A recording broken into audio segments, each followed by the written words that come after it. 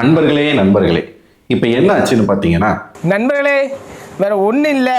என்னடாச்சுன்னா ஒரு எதுக்கு சும்மா இல்லாமல் இப்படி சுற்றி வந்தேன்னு தானே யோசிக்கிறீங்க. புதுசாக எதனா ஒன்று பண்ணலாம் அப்படின்றதுக்காக தான். ஒன்றும் இல்லை, இப்போ நான் லைட்டாக வந்து மென்டல் ஆயிட்டேன். நான் கொஞ்சம் மென்டல். எந்த நேரத்தில் என்ன பண்ணுவேன்னு எனக்கே தெரியும். ஒரு ரீல்ஸ் ரியாக்ஷன் வீடியோ பண்ணுவோம் அப்படின்னு ரொம்ப நாளாக வந்து நமக்கு ஒரு ஆசைங்க. வருஷமா எனக்கு ஆசை இருந்தது இந்த இடத்துக்கு வர்றதுக்கு. ஏன்னா நிறைய ரீல்ஸ் ரியாக்ஷன் வீடியோலாம் நம்ம பார்க்குறோமே, நம்மளும் நிறைய ரீல்ஸ்லாம் பார்க்குற ஒரு ஆள் தானே. ஸோ அதை பற்றி நம்ம எதனா ஒரு ஸ்கிரிப்ட் எடுக்கலாம், கண்டென்ட் கிரியேட் பண்ணலாம் அப்படின்னு நினச்சி நானும் ட்விட்டர் பக்கமும் இன்ஸ்டாகிராம் பக்கமும் போய் பார்த்தேங்க. பார்த்தா ஃபுல்லாக கிரிஞ்சாவே வந்துக்கிட்டு இருந்துச்சு. ஏன்னா இது நமக்கு கிரிஞ்சுக்கும் செட் ஆகாது. சரி, வேற ஏதாச்சும் ஒரு நல்ல ஒரு நியூஸ் தேரணும் பார்த்தா டக்குன்னு வந்து மாட்டிக்கிட்டாரு நம்மளுடைய தளபதி. யாரு பெத்த பிள்ளையோ தெரியல, எப்போ பார்த்தாலும் எதனா ஒரு பிரச்சனை அவருக்கு மட்டும் வந்துகிட்டே இருக்கு. சரி, என்னதான் மேட்ரு? காலையில இருந்து போட்டு டிவிக்கே காரனே அடிச்சுக்கிட்டு இருக்கான். மான இருக்காடா, உங்களுக்கு ரோசா இருக்காடா,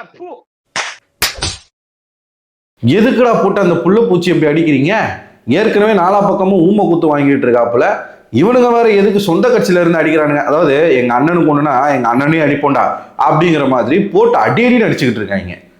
என்னடா சொல்லி செய்தி பார்த்தா அப்பதான் தெரிய வருது, காலையில புதிய தலைமுறையில ஒரு நியூஸ் ஒன்று ஃபிளாஷ்ல பிரேக்கிங் அப்படின்னு சொல்லி ஓடுது. என்ன நியூஸ் ஓடுது? டிவிகே கட்சிக்காரர், அதாவது டிவிகேல இருக்கக்கூடிய அனைத்து மாவட்ட செயலாளர்கள் அடங்கிய கூட்டத்தை ரகசியமாக நடத்தியிருக்காங்க. அந்த கூட்டத்தில் ஏன் நம்ம கூட்டணி வைக்கக்கூடாது அப்படிங்கிற ஒரு பேச்சுவார்த்தை நடந்ததாகவும், மொத்தமாக 120 மாவட்ட செயலாளர்கள் அதில் கலந்துக்கிட்டதாகவும், 98 பேர் வந்து கூட்டணி அமைக்கலாம் அப்படின்னு வந்து சொன்னதாகவும், அதாவது ஏதோ வீடியோ காலில் தான் நடத்தியிருக்கிறாங்க போல இருக்கு. என்னன்னு எக்ஸாக்டாக நமக்கு தெரியல.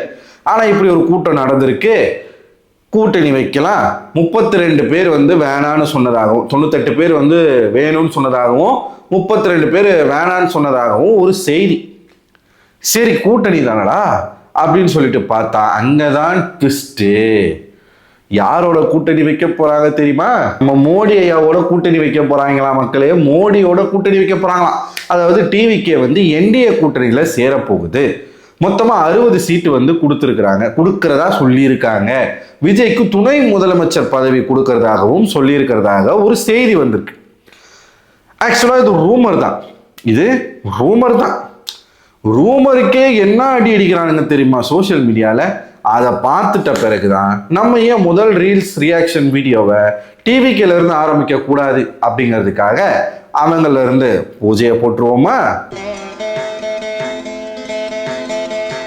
கூட்டணி பேச்சுவார்த்தை நடக்குது அப்படின்னு சொன்னதுக்கே இங்க எவ்வளோ பெரிய சம்பவம் வந்து நடந்து, அதாவது கூட்டணி வைக்க போறாரு அப்படிங்கிற ஒரு ரூமருக்கே என்ன அடி அடிக்கிறாங்கன்னு பாருங்க. முதல் வீடியோ, சிறந்த அடிமையை தேர்ந்தெடுத்த அமித்ஷா அவர்கள்.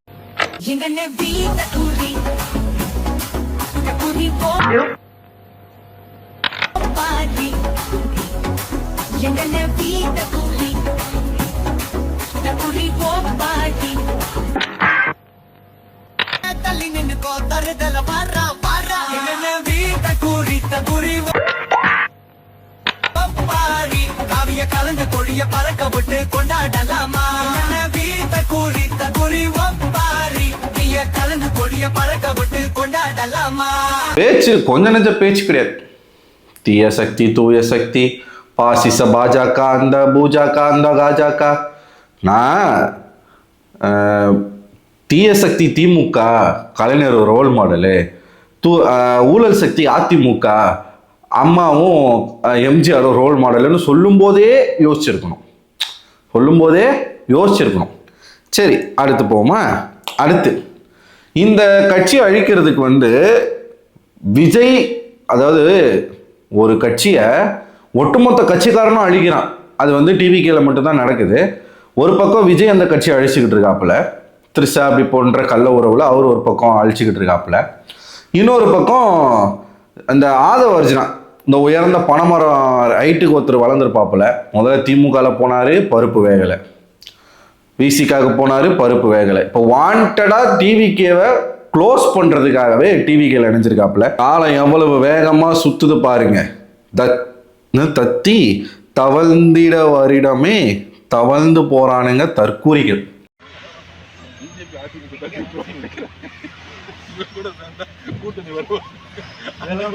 சரிடா சரி, மாட்டுப்பல்லா சரி, அப்படிதான் இருக்கு.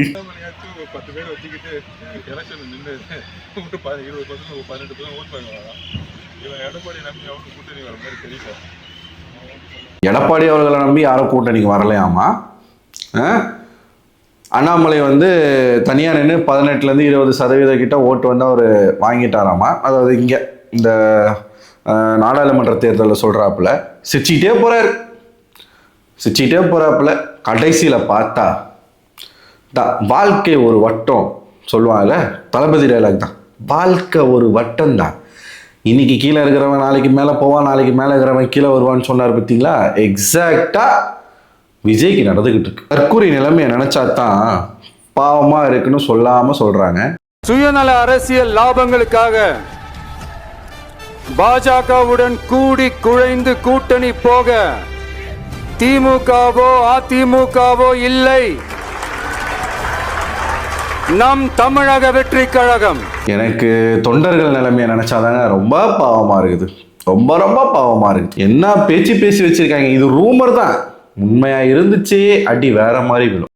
நம்ம செயல்பாட்டை நம்பி நம்மளோட சில பேர் வரலாம் இல்லையா, அதுக்கான அரசியல் சூழல் உருவாகலாம் இல்லையா, அப்படி வர்றவங்களையும் நாம அன்போட அரவணைக்கணும் இல்லையா, நமக்கு எப்பவுமே நம்மள நம்பி வர்றவங்கள அரவணைச்சு தானே பழக்கம். ஆமா ஆமா,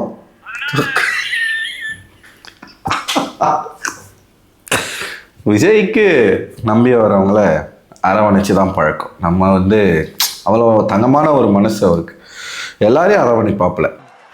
அதனால நம்மளை நம்பி நம்மளோட களம் காண வர்றவங்களுக்கும் ஆட்சி அதிகாரத்துல பங்களிப்பு தந்து அதிகார பகிர்வு செய்யப்படும். இதெல்லாம் ரொம்ப ரெஸ்பான்ஸா இருக்கும்னு எதிர்பார்த்து பண்ண ஒரு விஷயம், ஆனா எதுவுமே இல்லை. ஆக்சுவலா இங்க என்ன காமெடி அப்படின்னு பார்த்தீங்கன்னா, இவர் வந்து தன்னை ரொம்ப பெரிய ஒரு ஜாம்பவான், ஒரு பெரிய ஒரு பின்பம், நம்ம கட்சி ஆரம்பிச்சோன்னே நமக்கு பின்னாடி எல்லாரும் வந்து நிற்பாங்க, தலைவரை என்ன உங்க கூட்டணியில சேர்த்துக்கோங்க. அதுல வேற எக்ஸ்ட்ரா ஃபிட்டிங்லாம் என்ன போட்டாப்புல, ஆட்சியிலும் பங்கு அதிகாரத்திலும் பங்குனாப்புல. தலைவரை என்ன சேர்த்துக்கோங்க, தலைவர் என்ன சேர்த்துக்கோங்க, விசிக்கெல்லாம் ஓடி வந்துருவாங்கன்னு நினைச்சாங்க.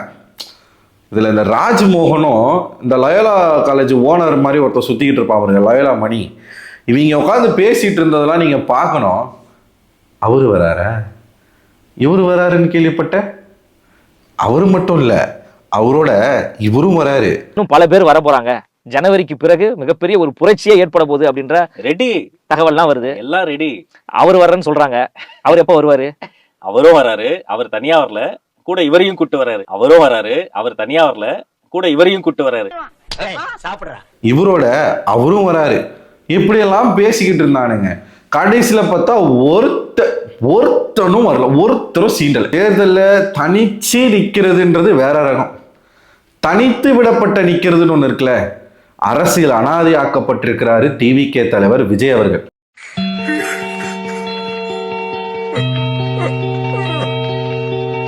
யாரும் கூட்டணியில வந்து சேராம கடைசியில இவரே வேற வழி இல்லாம, ஏன்னா நீ யோசிச்சு பாருங்கள, ஒரு பக்கம் கரூர் சம்பவம், இன்னொரு பக்கம் ஊழல் வழக்கு, இன்னொரு பக்கம் மனைவி போட்ட விவாகரத்து வழக்கு, இன்னொரு பக்கம் சும்மா இருந்த சங்கம் ஊதி கெடுத்தானான்னு சொல்லிட்டு இவரே தன்னுடைய கீப்பை கொண்டு போய் அறிமுகப்படுத்தினாப்புல, இன்னொரு பக்கம் சிபிஐ, இன்னொரு பக்கம் ஜனநாயகன் படம் ரிலீஸ் ஆகல. இப்படி ஒட்டுமொத்தமா லாக் பண்ணி, அதாவது எப்படி சொல்றது, மோடி வந்து அந்த குடுமையை பிடிச்சி ஆட்டுறாப்புல.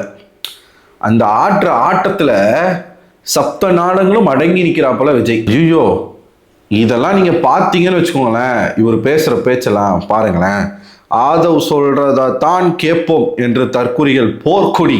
தோழர்களே, குரான் மீது ஆணையாக சொல்கிறோம், எங்களுக்கு குரானும் ஒரு கடவுளுடைய நம்பிக்கை தான். குரான் மீது ஆணையாக சொல்கிறோம், எந்த காலத்திலும் பிஜேபியோடு எங்களுக்கு கூட்டணி கிடையாது, உறவு கிடையாது என்பதை அழுத்தமாக இந்த சேலம் மண்ணில் உறுதியுடன் கூறுகிறோம். அந்த சந்தேகத்தை தூக்கியதான் சேலம் மாநாட்டில் 1944 பெரியார் அவர்கள் தீக்கா உருவாக்கிய பொழுது எங்கு அமைத்தாரோ, எந்த கட்டமைப்பை உருவாக்கினாரோ, எந்த மதவாதத்தை எடுத்து உருவாக்கினாரோ, எந்த சாதியை உருவாக்கினாரோ, அதே மண்ணில் நாங்கள் முழக்கப்படுகிறோம். அப்பா அப்பா ஐயா, டிவிகே கட்சிக்காரர்களே, உங்களுக்கு ஒரு பெஸ்ட்டான அட்வைஸ் நான் சொல்கிறேன். ஏதோ தெரியாதனமா அரசியலுக்கு நீங்கள் வந்துட்டீங்க. நீங்கள் உருப்படணும், அட்லீஸ்ட் உயிரோடு இருக்கணும், அரசியலில் உயிர்ப்போடு இருக்கணும். அப்படின்னா நீங்கள் முதல்ல உங்கள் கட்சியிலேருந்து தூக்க வேண்டிய ஒரு நபர் வந்து இந்த ஆதவ் அர்ஜுனா தான்.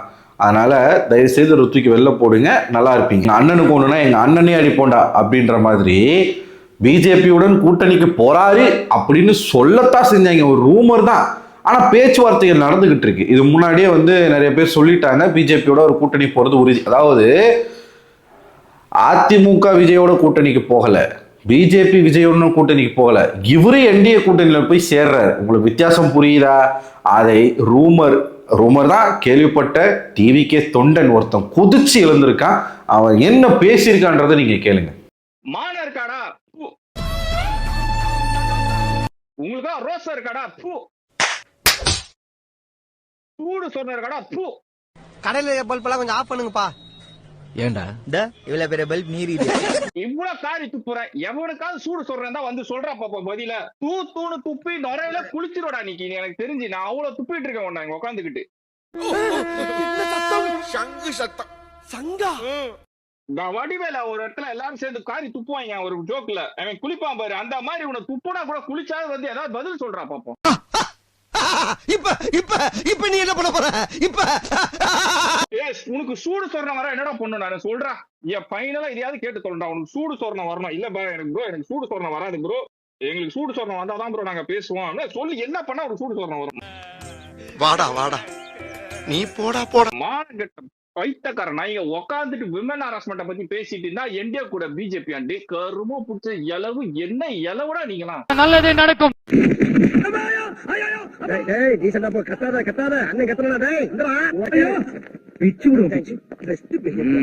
அண்ணனை இப்படி அடிப்பாங்கன்னு நான் நினைச்சு பார்க்கல. ஆக்சுவலா இந்த டிவிகே கட்சிக்காரர்கள்லாம் வந்து இந்த தொண்டர்கள்லாம் வந்து தற்கூரிகள் அப்படி நம்ம நிறைய நம்ம பேசியிருக்கோம். ஆனால் அந்த தற்கூரிகளுக்குள்ளேயும் ஓரளவுக்கு மூளை இருக்கிறவங்க இருக்காங்க. அவங்க வந்து ஏற்கனவே த்ரிஷா வழக்கிலேயே வந்து த்ரிஷாவை என்னைக்கு தைரியமாக விஜய் கூட்டிகிட்டு வந்தாரோ அன்னைக்கே கொஞ்சம் பேர் வந்து முழிச்சுக்கிட்டாங்க. ஆஹா இது சரியில்லை, இது வந்து அப்படின்னு புரிஞ்சுக்கிட்டாங்க. இப்போ மறுபடியும் இந்த ரூமர் மட்டும் ரூமராக இருக்கிற வரைக்கும் விஜய்க்கு நல்லது.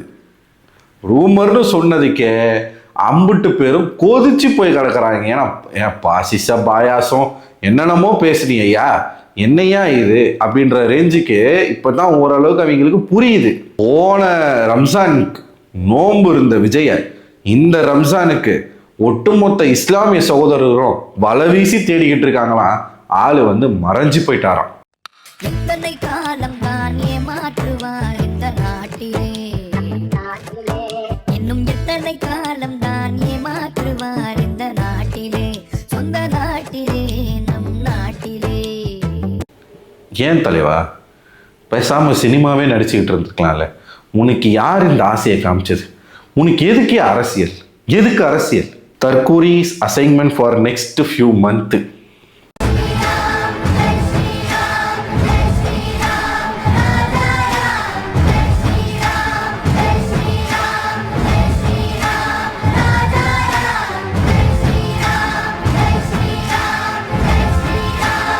வாயால பாசிச பாஜகன்னு சொன்னாரோ அதே வாயால நாளைக்கு மோடிஜி வாழ்க மோடிஜி வாழ்க அப்படின்னு சொல்றதுக்கான வாய்ப்புகள் இருக்கு தோழர்களே, இருக்கு. படுத்தே விட்டானையா அப்படின்ற மாதிரி போட்டு செய்து செஞ்சுக்கிட்டு இருக்காங்க.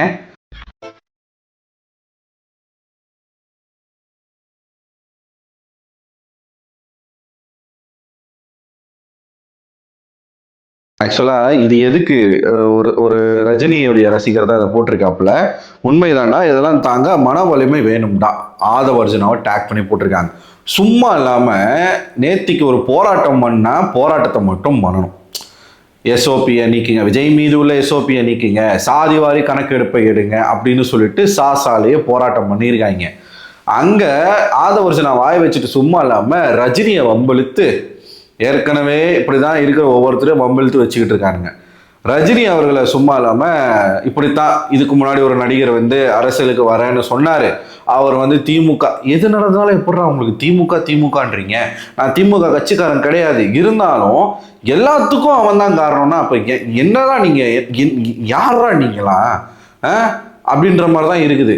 ரஜினி அவர்கள் வந்து அரசியலுக்கு வராததுக்கு காரணம் திமுக தானா? திமுக குடும்பம்லாம் சேர்ந்து அவரை மிரட்டி அவர் அரசியலுக்கு வர விடாம பண்ணிட்டாங்களாமா. அவருக்கு வந்து மன வலிமை இல்லையாமா. யாருக்கு? ரஜினிக்கு வந்து மன வலிமை இல்லையாமா. யார் சொல்றா இத? அம்மா உங்களுக்காக நாங்கள் அணிலா பாடுபடுவோமா அப்படின்னு பேசிவிட்டு ரஜினிக்கு மன வலிமை இல்லை, விஜய்க்கு அந்த மன வலிமை இருக்குதா, அதனால விஜய் ஒண்ணுமே அவங்களால பண்ண முடியலையாமா. ஐயா உங்களுக்கெல்லாம் வரலாறுன்னு ஒன்று தெரியுமா தெரியாதா? ரஜினி அவர்கள் ஜெயலலிதா அவர்கள் உயிரோடு இருக்கும் பொழுது, ஜெயலலிதா அவர்கள் வந்து ஆட்சி பொறுப்பில் இருக்கும் பொழுது, ஜெயலலிதா வந்து பீக்கில் இப்போ சொல்றாருல உங்க அண்ணன் கெரியருடைய பீக்குன்னு, ஜெயலலிதா அவர்கள் அரசியலுடைய உச்சத்தில் இருக்கும்போது ரஜினி அவர்கள் வந்து ஜெயலலிதா அவர்களை எதிர்த்து குரல் கொடுத்தாரு.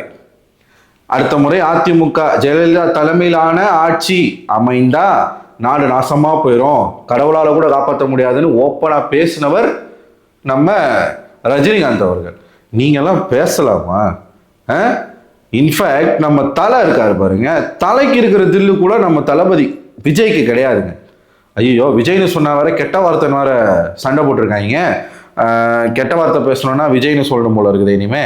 சரி, அவரு இருக்காருல்ல, அவரு தலை வந்து ஒரு மேடையில் கருணாநிதி அவர்கள் முன்னாடியே சொல்றாரு, இந்த மாதிரியான அரசியல் நிகழ்ச்சிகள்லாம் எங்களை கூப்பிடாதீங்க, எங்களை கட்டாயப்படுத்துறாங்க, கஷ்டப்படுத்துறாங்கன்னு ஓப்பனா சொன்னவர். அதுக்கு ரஜினிகாந்த் அவர்களும் வந்து ஆமான்னு சொல்லி கை தட்டினாரு. ஆனா விஜய் என்ன தெரியுமா பண்ணாரு பாருங்க. அவருக்கு அவர் ஃபேமிலி இஷ்யூ கூட வந்திருக்கு, பட் எதுவுமே அவர் அஃபெக்ட் பண்ணல. அதெல்லாம் நான் பாத்துக்கிறேன், எனக்கு வந்து மக்கள் பணி தான் முக்கியம் அப்படின்னு சொல்லி இருக்காங்க. மக்கள் பணி முக்கியம் தலைவர் சொல்லியிருக்காரு, ஆனா அவர் செய்வாருன்ற நம்பிக்கை உங்களுக்கு எப்படி இருக்கு? இப்ப ஜென்ரலா நீங்க வந்து இவ்வளவு பேசுறீங்கல்ல, அதனால கேக்குறேன். ஒருத்தவங்க ஃபேஸ பார்த்தாலே ஒரு ஹியூமனிட்டி தெரியும் மேம், அது அண்ணா மூஞ்சில பார்த்தாலே தெரியும் மேம். சூப்பர். ஐயா உங்களுக்கு எல்லாம் இதுவுமே இல்லையா? என் வாழ்க்கையை பரியாக்கிறாதீங்க ஐயா. அது மூஞ்சிய பாருங்க ஐயா, ஹோட்டல்ல வர சொல்ற சட்டி மாதிரியே இருக்கு. இதோட எப்படியா நான் எனக்கு புரியல. ஃபேஸ பார்த்தாலே ஹியூமனிட்டி தெரியுதா?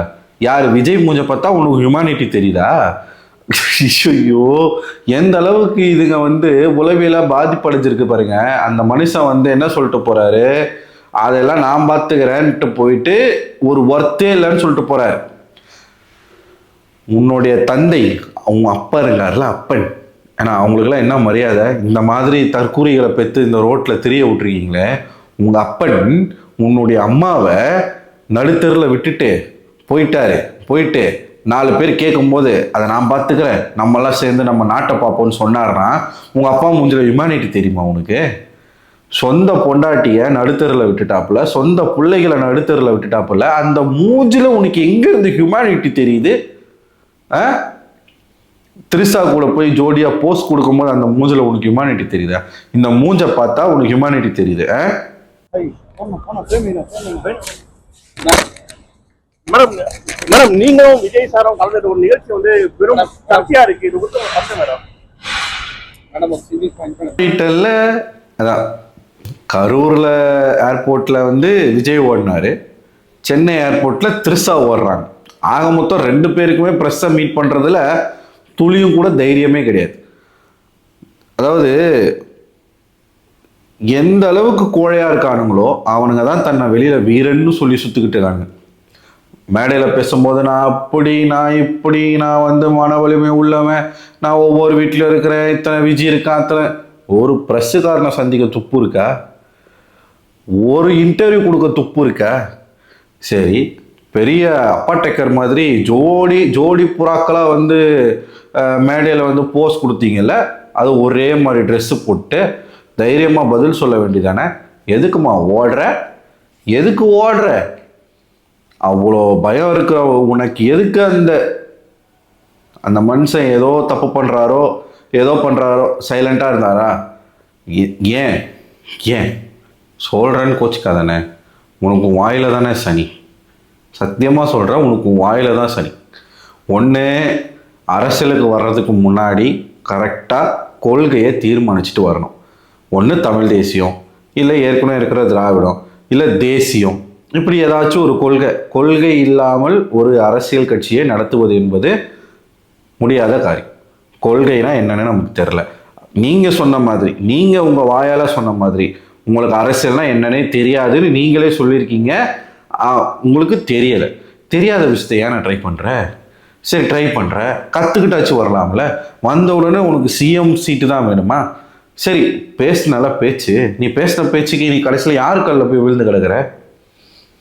ஒவ்வொருத்தர் காலில் விழுந்து விழுந்து தானே நீ இந்த நிலைமைக்கே வந்திருக்க. புரியுது? ஒவ்வொருத்தன் காலில் விழுந்து விழுந்து நீ இந்த நிலைமைக்கு வந்திருக்க. அப்புறம் எங்கிறது நீ தமிழ்நாட்டு மக்களுக்கு தைரியமாக நல்லது செய்ய முடியும்? இதுக்கே உனக்கு தைரியம் இல்லை, இவ்வளோ பயந்து கிடக்கிற அப்படின்னா பேச்சில் மட்டுமே வீரம் இருந்து என்னென்ன பயன்? பேச்சில் மட்டுமே வீரம் இருந்து போதுமா? உங்களை நம்பி எத்தனை லட்சம் தொண்டர்கள் உயிரை கொடுக்கறதுக்கு ரெடியாக இருக்காங்க. அத்தனை பேர் உயிரை வச்சு விளையாடுறீங்களே, ரொம்ப தப்பு, ரொம்ப ரொம்ப தப்பு. நீங்கள் எந்த அளவுக்கு புகழை அடைஞ்சிங்களோ அதை விட மோசமான அவப்பேரை பெற போறீங்க, அது மட்டும் உறுதி. ஸோ அவ்வளோதான் மக்களே, இன்னைக்கு நம்ம பார்த்த ரீல்ஸ் இவ்வளவுதான். இதில் உங்களுடைய கருத்துக்கள் என்ன அப்படிங்கிறத கமெண்ட் பாக்ஸில் மறக்காமல் கமெண்ட் பண்ணுங்கள். இது போல் பல வீடியோக்கள் பார்க்கணுன்னா நம்ம சேனலை மறக்காமல் சப்ஸ்கிரைப் பண்ணுங்கள். அடுத்த ஒரு வீடியோவில் உங்களை சந்திக்கிறேன்.